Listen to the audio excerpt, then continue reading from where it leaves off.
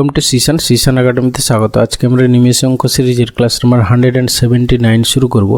আজকে ম্যাথসের উপর। তোমরা যারা কম্পিটিটিভ এক্সাম প্রিপারেশন নিচ্ছ ভিডিওটা অবশ্যই শেষ পর্যন্ত দেখো। এই টাইপের ম্যাথসের কোশ্চেন তোমরা পরীক্ষা পাবে। ওকে, চলো লেট স্টার্ট। ফার্স্ট কোশ্চেন কী আছে দেখে নাও। বলেছি একটি ক্লাসে 24 জন ছাত্রের মধ্যে 10 বছরের একজন ছাত্র চলে যাওয়ায় এবং ওই স্থানে একজন নতুন ছাত্র ভর্তি হওয়ায় ছাত্রদের বয়সের গড় আগের তুলনায় 2 মাস বৃদ্ধি পায়। নতুন ভর্তি হওয়া ছাত্রের বয়স কত? দেখো, আগে যে ছিল তার বয়স কত ছিল? 10 বছর। এবার নতুনজন আসার ফলে যেহেতু এভারেজ বেশি হয়েছে, মানে বেড়ে গেছে, তাহলে কি নতুন যে এসছে তার বয়স 10 বছর থেকে বেশি। ঠিক আছে, তাহলে নতুন যে এসছে তার বয়স ইকুয়াল টু কী হবে না 10 প্লাস। এবার দেখো 24 জন ছাত্র টোটাল। হ্যাঁ, যেহেতু রিপ্লেস হয়েছে তাহলে আগেও 24 ছিল, এখনও 24 আছে রিপ্লেস হওয়ার পরে। তাহলে সবারই 2 মাস করে বেড়ে গেছে। তাহলে টোটাল কত বেড়েছে না হচ্ছে গিয়ে 24 ইন্টু 2, এত মাস বেড়ে গেছে। ঠিক আছে, আগে যে ছিল তার বয়স ছিল 10 বছর আর এত মাস বেড়েছে। ঠিক আছে, তাহলে এত বাই হচ্ছে গিয়ে 12, তাহলে বছরে কনভার্ট হয়ে গেল। ব্যাস, এটাই হচ্ছে গিয়ে নতুন ছাত্রের বয়স।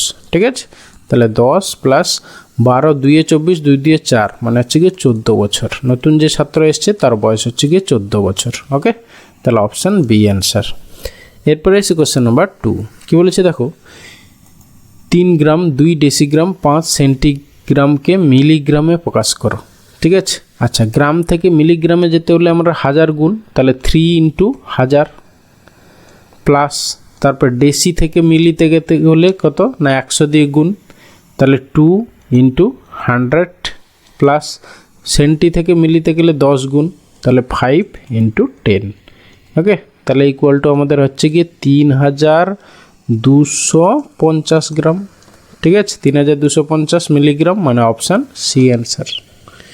এরপরে এসে কোশ্চেন নাম্বার 3। বলেছি একটি আয়তক্ষেত্রের ক্ষেত্রফল কত হবে যদি প্রস্থ 5 মিটার এবং তার দৈর্ঘ্য প্রস্থের দ্বিগুণ।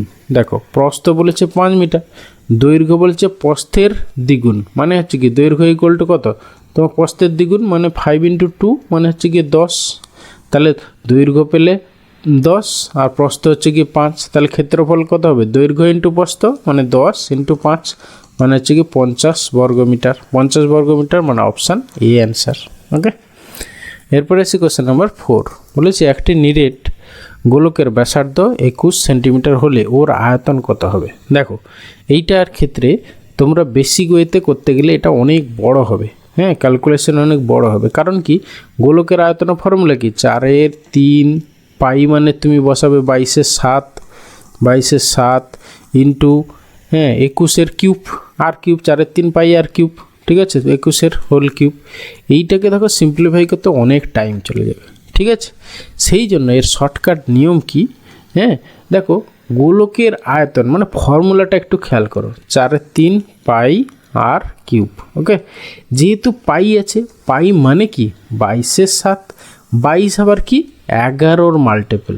ঠিক আছে, 22-এর মধ্যে 11 আছে, তাহলে তোমার যে অ্যান্সারটা হবে সেটার মধ্যে 11 থাকবেই। ঠিক আছে, মানে সেটা হচ্ছে কি 11-র মাল্টিপল হতে হবে।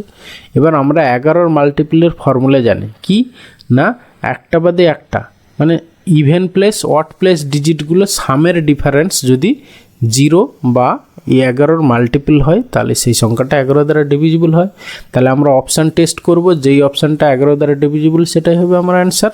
ঠিক আছে, তাহলে প্রথমটা দেখি, দেখো 3 0 0, তাহলে অ্যাকচুয়ালি 3 আর এখানে 8, ঠিক আছে, 8 - 3 তো আর 0 হচ্ছে না। হ্যাঁ, তাহলে এইটা 11 দ্বারা ডিভিজিবল হচ্ছে না। হ্যাঁ, বা 8 - 3 11-র মাল্টিপল হচ্ছে না, তাহলে এইটা হবে না। তারপরটা দেখি 3 8, তারপরে 8। ঠিক আছে, তাহলে 8 8 16 17 18 19, 19 থেকে দেখো এদিকে 8 0 8, 19 থেকে 8 বাদ দিলে 11। দেখো 11, সেটা হচ্ছে 11-র মাল্টিপল হচ্ছে। ব্যাস, সেটাই অ্যান্সার। আর বাকিগুলো চেক করার দরকারই নেই, তোমরা টেস্ট করে দেখতে পারো, সেগুলো 11 দ্বারা ডিভিজিবল হবে না। তাহলে আমাদের এখানে অপশান বি হচ্ছে অ্যান্সার। তাহলে কি হলো, 3 ডাইমেনশনাল 2 ডাইমেনশনালের অঙ্কগুলোর পরিমিতির ক্ষেত্রে যে সমস্ত কোশ্চেনে তোমাদের যেটা চাইবে সেটার মধ্যে যদি পাই থাকে, ঠিক আছে, তাহলে তোমরা প্রথমেই টেস্ট করবে, অপশান টেস্ট করবে কি না, যেটা হচ্ছে 11 দ্বারা ডিভিজিবল কিনা। ঠিক আছে, যেই অপশানটা 11 দ্বারা ডিভিজিবল তাহলে সেটাই হবে অ্যান্সার। এবার এইখানে আরও একটা সতর্কতা অবলম্বন করতে হবে, যদি একের বেশি তোমার 11 দ্বারা ডিভিজিবল হয় তখন দেখতে হবে তাদের মধ্যে দেখতে হবে কোনটা 7 দ্বারা আবার ডিভিজিবল। তাহলে তোমাকে টেস্ট করতে। আচ্ছা, আমরা এই 11 দ্বারা ডিভিজিবল শুধু এইটা দেখলাম, এইগুলো একটু দেখে নিই। এটা 3 আর 9 হবে, ডিফারেন্স হচ্ছে গিয়ে তোমার কত হবে, 6 হবে, সেটা তো 11 দ্বারা ডিভিজিবল, এটাও হতে পারে না। তারপরে দেখো 8 8 3 আর হচ্ছে গিয়ে 2 3 2 5 8 5 8 5 13 13 আর এখানে 9 9 4 13, দেখো এইটাও তাহলে ডিভিজিবল হবে না। তাহলে আমাদের একটাই পড়েছিল, তাহলে এটাই হবে অ্যান্সার কনফার্ম। কিন্তু যদি আমাদের দুটো হতো 11 দ্বারা ডিভিজিবল তখন আমাকে আবার তাদের মধ্যে এলিমিনেট করতে হতো কোনটা 7 দ্বারা ডিভিজিবল কিনা। ওকে, এরপরে আসি কোশ্চেন নাম্বার 5। বলেছে দুটি সংখ্যার অনুপাত 3:4, তাদের লসাগু 108 হলে সংখ্যা দুটি নির্ণয় করুন, আঁকা। আচ্ছা দেখো, সংখ্যা দুটোর অনুপাত বলেছে 3:4। আচ্ছা, অপশান টেস্ট করি। প্রথমটা রেশিও করলে 6 6 4 24 6 6 36। আচ্ছা 6 2 আচ্ছা 4 করো, 4 6 24 4 9 36। আচ্ছা 12 দিয়ে কাটো, 12 2 24 12 3 36। তাহলে এটা রেশিও 2:3 হচ্ছে, তাহলে এটা হতে পারে না। এইটা তো আবার 26:38, তো কোনো মতেই 3:4 আসবেই না। তারপর এটা দেখো 28:40, তাহলে 4 4 7 28 4 10 40, তাহলে এইটাও আসবে না। তাহলে পড়ে থাকলে একটা, এটাই অ্যান্সার হবে। 9 3 27 9 4 36, ঠিক আছে, তাহলে অপশান ডি। আর কিছু করার দরকার নেই। না হলে এটা বেসিক ওয়েতে তোমাকে করতে হলে কি করতে হতো না, ধরে নিতে হতো সংখ্যাটা হচ্ছে 3x আর একটা হচ্ছে গিয়ে 4x, ঠিক আছে। তাহলে এদের এলসিএম হচ্ছে গিয়ে 3 4 12 12x, এদের এলসিএম সেই 12x ইকুয়াল টু দেওয়া আছে 108। সেখান থেকে তুমি এক্সের ভ্যালু পেলে কত না, হচ্ছে গিয়ে 12 9 108, তাহলে হচ্ছে এক্সের ভ্যালু 9 পেলে। তাহলে সংখ্যা দুটো কী হতো, 9 3 27 আর হচ্ছে গিয়ে 9 4 36, 27 36, মানে অপশান ডি অ্যান্সার। এইভাবে বেসিক ওয়েতে করতে হতো। হ্যাঁ, কিন্তু দেখো এইগুলো না করে জাস্ট তুমি প্রথমেই বলেছে রেশিও, সংখ্যা দুটো রেশিও, প্রথমেই দেখলাম আমরা একমাত্র একটা অপশানে সংখ্যা দুটো রেশিও 3:4 হচ্ছে, ব্যাস ওটাই অ্যান্সার। ওকে, এরপরে আসি কোশ্চেন নাম্বার 6। বলেছে 300 টাকা কিলোগ্রাম চায়ের সঙ্গে 250 টাকা কিলোগ্রাম দরের চা কী অনুপাতে মেশালে মিশ্র চায়ের দাম হবে 270 টাকা। জাস্ট লিঙ্ক আপ বা মিক্সার অ্যালিগেশন মেথড অ্যাপ্লাই করে দেবো এখানে। তাহলে এটা এদিকে লিখবো 300 আর এদিকে লিখবো 250 আর মিক্স করে 270। ওকে, এবারে কোনাকুনি ডিফারেন্স বের করে রেশিও বের করো, তাহলে দুটো চা কী অনুপাতে মেশানো হয়েছিল সেটা পেয়ে যাবে। ওকে, তাহলে এইখানে হচ্ছে গিয়ে তোমার 20 আর এখানে হচ্ছে গিয়ে তোমার 30, তাহলে হচ্ছে গিয়ে অ্যান্সার হবে কত, 2:3 2:3 অনুপাতে মেশানো হয়েছিল, মানে অপশান সি অ্যান্সার। এরপরে এসে কোশ্চেন নাম্বার 7। কী বলেছে 10 জন লোক একটি কাজ 12 দিনে করতে পারে, তবে 15 জন লোক ওই কাজটি কত দিনে করবে। জাস্ট কিছুই নেই, M1T1 = M2T2 ফর্মুলা অ্যাপ্লাই করে দাও। M1 মানে হচ্ছে গিয়ে 10 জন, টাইম হচ্ছে গিয়ে 12 ইকুয়াল টু M2 15 জন, টাইমটা কত বের করতে বলেছে এক্স, ব্যাস এখান থেকে সিম্পলিফাই করো। হ্যাঁ, 3 কাটো, 3 5 15 3 4 12 5 2 10, ঠিক আছে। তাহলে এক্সের ভ্যালু হচ্ছে 8, তাহলে 8 দিনে শেষ করবে, মানে অপশান ডি অ্যান্সার। এরপরে এসে কোশ্চেন নাম্বার 8। বলেছে জল জমে বরফ হলে তার আয়তন 10% বাড়ে এবং বরফ গলে জল হলে তার আয়তন শতকরা কত হ্রাস পাবে। ঠিক আছে, মানে প্রথমে কোনো একটা জিনিস 100 ছিল, সেখান থেকে দেখো 10% বেড়েছে, মানে 110 হয়েছে, মানে +10%। ওকে, তাহলে হচ্ছে কি 110 হয়ে গেছে। এবার এইখান থেকে হ্যাঁ তোমার 100তে আনতে কত কমাতে হবে, 10 কমাতে হবে।